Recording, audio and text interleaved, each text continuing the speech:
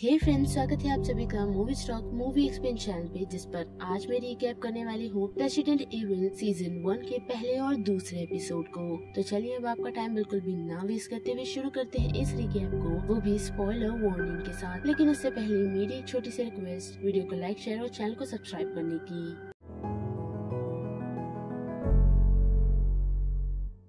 Series की शुरुआत हमें 2036 से दिखाई जाती है, जहां जेड हमें ये इन्फॉर्म करती है कि साइंटिस्ट ने ये क्लेम किया था कि 2036 में पूरी दुनिया खत्म हो जाएगी, लेकिन वो सभी गलत थे क्योंकि ये दुनिया काफी साल पहले ही खत्म हो चुकी थी। जिसके बाद हम जेड को देख सकते हैं जो अपनी बेटी को वीडियो कॉल कर उसे बर्थडे विश करती है, और साथ ही हमें ये पता चलता है कि वो 6 महीने से किसी तरह की रिसर्च पर निकली हुई है। और थोड़े समय बाद हमें ये पता चलता है कि वो उन्हीं ज़ॉम्बीज़ यानी कि उन्हीं जीरोस पर रिसर्च कर रही है, ये सोचकर कि कभी न कभी ये जीरोस किसी न किसी तरह की लीडरशिप या फिर अपने दिमाग को इस्तेमाल करेगी। लेकिन 167 डेज के ऑब्जर्वेशन के बाद भी उसे ऐसी कोई भी लक नहीं मिलती, और जब वो सिचुएशन से निकल रही होती है तो उसी दौरान उसे एक खरोच लग जाती है, जिस कारण से वहाँ काफी सारे जीरोस उसके पीछे लग जाते हैं। और जैसे तैसे कर वो अपने कैंप तक पहुँचती है और उन सारे ज़ॉम्बीज़ को जला देती है। जिसके थोड़े समय बाद वो ये नोटिस कर सकती है कि वहाँ पर एक अजीब सा क्रिएचर है जो कैटरपिलर जैसा तो दिख रहा है, लेकिन उसका साइज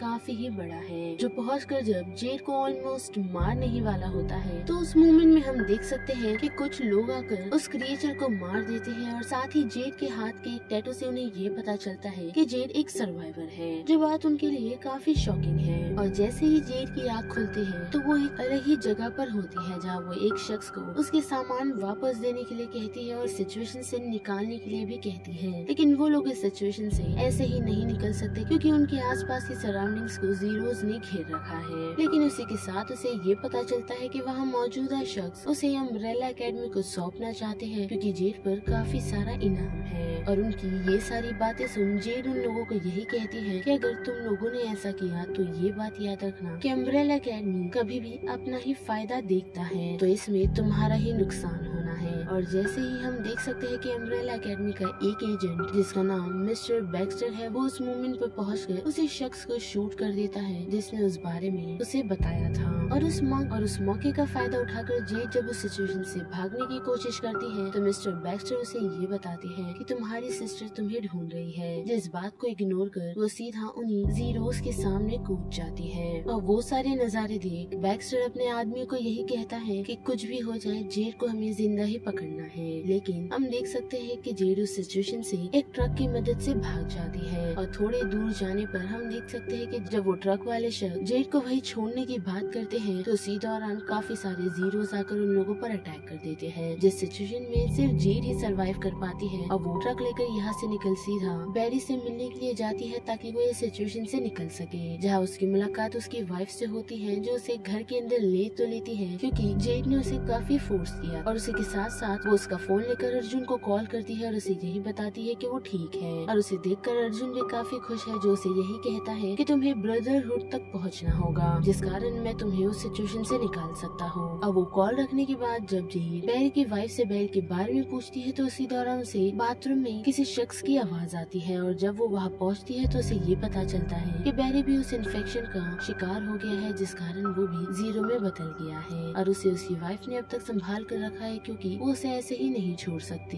लेकिन हम देख सकते हैं कि जेड बैरी को जब पूछती है कि मुझे इस सिचुएशन से निकालने के लिए बैरी के अलावा कोई और शख्स है, तो वो उसे उसकी डायरी के बारे में बताती है, जो कि बैरी के ही पॉकेट में है, जिस कारण जेड ये डिसाइड करती है कि वो बैरी के पॉकेट से वो डायरी लेगी और इस सिचुएशन से निकल जाएगी। लेकिन हम देख सकते हैं कि वो उस सिचुएशन में उससे डायरी लेने की कोशिश करती है, तो उसी दौरान बैरी खुद को छुड़ा लेता है और सीधा उसकी वाइफ पर अटैक कर देता है, जिस कारण जेड बैरी को मार देती है। और वो चीज बैरी की वाइफ को बिल्कुल पसंद नहीं आती, और उन सारी सिचुएशन के बीच जेड को वो डायरी भी मिल गई है, जिस कारण वो अब उस शख्स शेरॉन को तलाश कर सकती है जो उसे इस सिचुएशन से निकाल सकता है। और जैसे ही जेड उस सिचुएशन से निकल जाती है, तो हम देख सकते हैं कि बैक्स्टर उसे ढूंढता हुआ बैरी की वाइफ तक आ पहुंचा है। मीनवाइल फिर से आए जेड पर तो वो शेरॉन से बात तो कर लेती है, लेकिन वो उसे उस सिचुएशन से ले जाने से मना कर देता है। साथ ही हम देख सकते हैं कि जेड ने अपने दिमाग का इस्तेमाल कर वहाँ पर बैठे हुए एक शख्स से टोकन ले ली है, जिस कारण से वो उसी पोर्ट पर पहुँच जाती है, जिस कारण वो इस सिचुएशन से निकल सकती है। लेकिन हम देख सकते हैं कि बॉर्टेक्स के आदमी वहाँ पहुँच जाते हैं और उन सभी लोगों के साथ साथ जेड को भी कैप्चर कर लेते हैं। जिसके बाद ये सीन सीधा शिफ्ट होता है फ्लैशबैक की तरफ, यानी 2022 की तरफ। वो भी सब कुछ खत्म होने के 3 महीने पहले, जहाँ हमें न्यू रकून सिटी दिखाई जाती है और उस सिटी में जेड और उसकी ट्विन सिस्टर बिली अपने साइंटिस्ट फादर एल्बर्ट के साथ, जो कि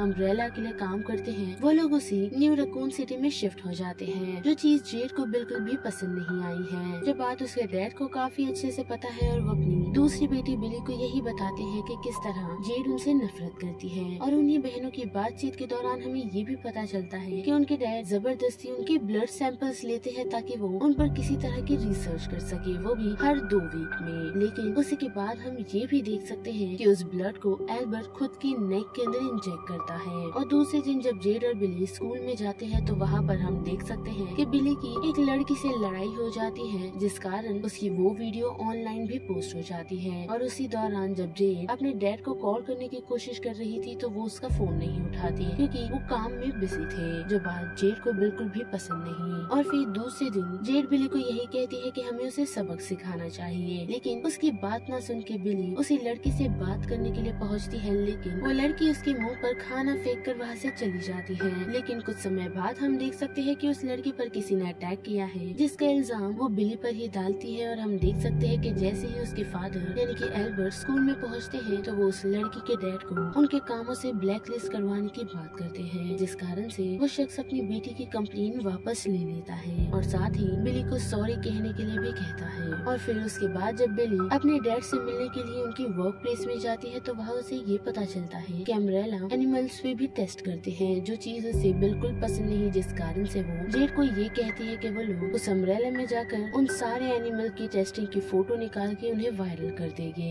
इसके लिए जेड पहले तो रेडी नहीं होती, लेकिन बिली के बार बार कहने पर वो उसके साथ जाने के लिए रेडी हो जाती है। और जैसे ही वो लोग उस सिचुएशन में पहुंचते हैं तो हम देख सकते हैं कि सब कुछ नॉर्मल होता है, क्योंकि उन लोगों ने अपने डैड के कार्ड को इस्तेमाल कर उस फैसिलिटी में घुसे थे। लेकिन जब गलती से बिली एक दूसरा दरवाजा खोल देती है तो वहाँ पर एक काफी इन्फेक्टेड डॉग नजर आता है, जिसे देख हम ऐसा कह सकते हैं कि उसे भी वही जीरोस की बीमारी है। और वो लोग उससे बचने की कोशिश करते हैं, लेकिन वो इन्फेक्टेड डॉग बिली पर हमला कर देता है, जिस कारण वो काफी जख्मी हो जाती है। और उस सिचुएशन में जेड उस डॉग को खत्म कर देती है। साथ ही उसे ऐसा लगता है कि उसने अपनी बहन को खो दिया, लेकिन वो थोड़े समय बाद उड़ जाती है। और उसी दौरान हम देख सकते हैं कि एल्बर्ट भी पहुंच चुका है, जो जेड को यही कहता है कि तुम्हें बिली को इस सिचुएशन से ले जाना होगा, वरना अम्ब्रेला वाले हमें जेल में डाल देंगे। और वो सारी बातें सुनकर जेड उस सिचुएशन से अपनी बहन को लेकर निकल जाती है। साथ ही हम देख सकते हैं कि एल्बर्ट उन सारी सिचुएशन को कवर करने के लिए खुद को उस डॉग के खून से कवर कर लेता है, जिसके थोड़े समय बाद हम देख सकते हैं कि पुलिस भी पहुंच चुकी है, जो उन सारी चीजों की इन्वेस्टिगेशन कर रही है। और साथ ही एवेली भी पहुंच चुकी है, जो खुद को इस अम्ब्रेला की ओनर कहती है। और वो एल्बर्ट से उन्हीं सारी सिचुएशन के बारे में पूछती है, जो उसे यही बताता है कि मे भी हमारा सिस्टम हैक हो गया है, जो बात एवेलिन को हजम नहीं होती। और हम देख सकते हैं कि उस बात को कवर करने के लिए एल्बर्ट किसी तरह की साइड इफेक्ट के बारे में बात करता है, जो उसी डॉग को हुआ था। लेकिन हम देख सकते हैं कि एवेलिन उन सारी बातों को लेकर बिल्कुल भी कंसर्न नहीं है, जिस दौरान उसकी मुलाकात उसकी वाइफ से होती है, जो ये सारी सिचुएशन देख काफी घबरा गई थी और वहाँ आ पहुंची है। और उस सिचुएशन से निकल एल्बर्ट जब घर की तरफ पहुँचता है तो वो देख सकता है कि बिली को उस डॉग ने काफी जख्मी कर दिया है। और उसे ऐसा ही लगता है कि उस सिचुएशन में जाने के लिए जेड ने ही कहा होगा, जिसे कन्फर्म करते हुए बिली यही कहती है कि मैंने ये सारी सिचुएशन की थी क्योंकि उसे ये पता चल गया था कि अम्ब्रेला जानवरों पर टेस्ट करता है। जिसके बाद हम एल्बर्ट को देख सकते हैं, जो वापस एवेली के पास आया है और उसे यही कहता है कि ऐसे तुम काफी सारे लोगों की जिंदगी को खतरे में डाल सकती हो, जिस कारण से वो अब इस प्रोजेक्ट से आउट है। लेकिन हम देख सकते हैं कि एवेली उसे ये याद दिलाती है कि किस तरह उसे एवेली की जरूरत है। और साथ ही हम देख सकते हैं कि उसे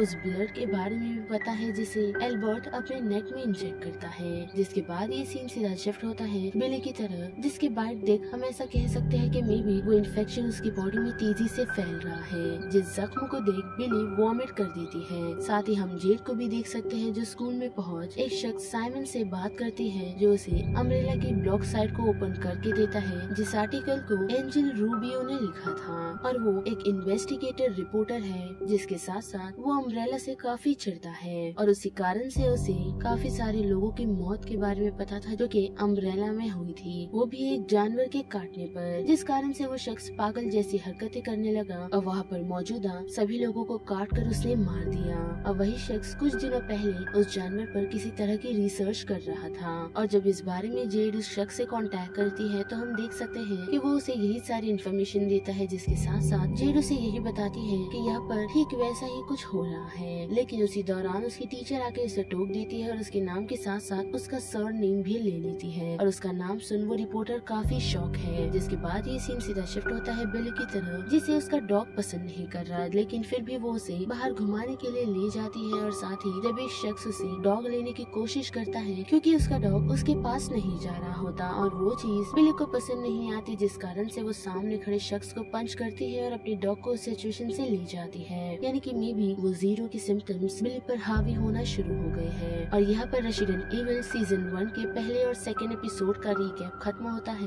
जिस बारे में आप सभी की क्या राय बनती है उसे लेकर आप मुझे कमेंट सेक्शन में बता सकते हो। साथ ही अगर मेरी वॉइस आप लोगों को इस चैनल पर पसंद आ रही है तो वीडियो को लाइक, शेयर और चैनल को सब्सक्राइब करना मत भूलिएगा। बाकी मैं मिलूंगी आपको फिर किसी मूवीज या सीरीज के रिकैप के साथ। तब तक के लिए आप movie stock movie explain channel के बाकी वीडियोस को एंजॉय कीजिए। Till then bye.